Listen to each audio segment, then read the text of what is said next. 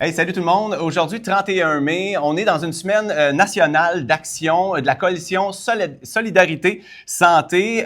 Qu'est-ce que c'est? Ça, c'est un regroupement de syndicats, mais aussi d'organismes qui défendent des droits parce qu'on veut s'attaquer à la réforme de Dubé. Cette réforme qui, on va se le dire, là, se veut venir de sauver le réseau par l'ouverture des portes au privé. On ouvre les valves, comme on dit, mais il y a quelque chose de très pervers là-dedans. Le gouvernement nous dit...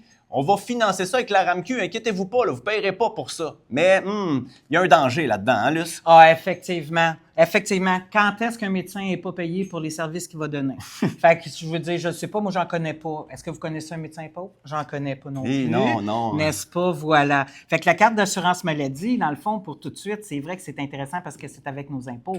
Mais... imaginez-vous tantôt, les impôts ne seront pas capables de pouvoir fournir tout, là.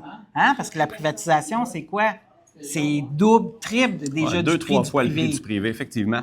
Puis en plus, ben, on va se le dire, le privé, là, c'était une solution. Là, depuis 1970, que le gouvernement a déjà ouvert les portes au privé. On l'a vu dans plein de sphères des secteurs de la santé, des services sociaux. Puis ça n'a pas fonctionné. Fait qu'aujourd'hui, on nous dit quoi? Ça va être encore mieux parce qu'on nous en donne plus? Non. Ça va être un problème d'accessibilité. Ça aussi, je vous le dis. Le jour où qu'une compagnie qui, lui, regarde des choses en matière de profit, va décider de dire, ben, je m'installe où? Moi, est-ce que je vais aller à Saint-Michel-des-Saints pour peut-être faire une coupe de piastres? Non, je vais aller dans les cœurs du Québec. Je vais aller là où ce que ça paye. Donc, encore là, on va encore réduire plus l'accessibilité aux soins de santé. Ça, c'est un problème. Puis, tu sais, les GMF, là, étaient supposés de désengorger nos urgences. Ça, c'est le plus beau la plus belle des exemples. Les GMF sont toutes, ils les ont construits toutes proches des hôpitaux parce qu'ils étaient supposés de désengorger les urgences, remplacer les CLSC.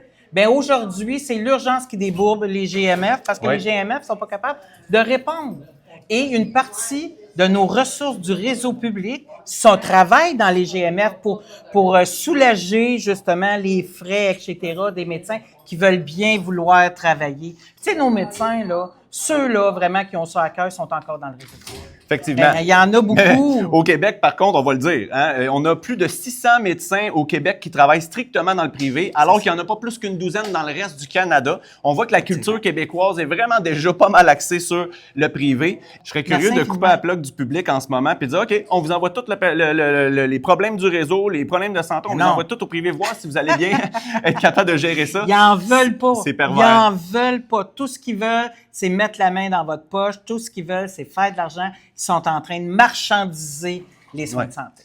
Donc, voilà pourquoi aujourd'hui, nous, on distribue autant à la population, au personnel, un petit document d'information qui fait la ligne un peu de ce qui se passe en ce moment. Cet été, on aura la campagne estivale. Comme chaque année, on se promène, vous le savez, dans les installations, on fait des kiosques. Ce sera avec la saveur, la trame de fond, ce sera PL15. En fait, on va arrêter de dire PL15. Malheureusement, elle est déjà adoptée. Hein? C'est la loi 15 et son application de la réforme du B à venir. Donc, on va vous tenir au courant davantage là-dessus. Passez le mot. Fait qu'on va se reparler là-dessus assurément. Puis j'espère qu'au Québec, aujourd'hui, il y a eu plusieurs actions comme ça parce que c'est une semaine nationale. Partout ça, au Québec, travers la province, il y en avait sensibilisation. presque partout, presque dans toutes les régions. Si on peut au moins convertir un mononcle qui dit que Dubé, là, l'affaire, puis tout ça, le syndicat arrête de chialer, déjà, on va avoir une victoire, mais c'est une victoire qu'on gagnera justement un petit pas à la fois, une personne à la fois, pour sensibiliser les gens sur cette réforme. Du coup-là, faut pas laisser aller les choses. Puis on pense qu'on n'a pas encore, qu'on n'a plus de choix, mais c'est pas vrai. La loi 15 n'est même pas tout écrit. Le gouvernement ne sait même pas où il s'en va. Oui, il est en train de réfléchir. encore en train de négocier, c'est ça. Il l'a adopté, il est encore en train de négocier. Ben, négocier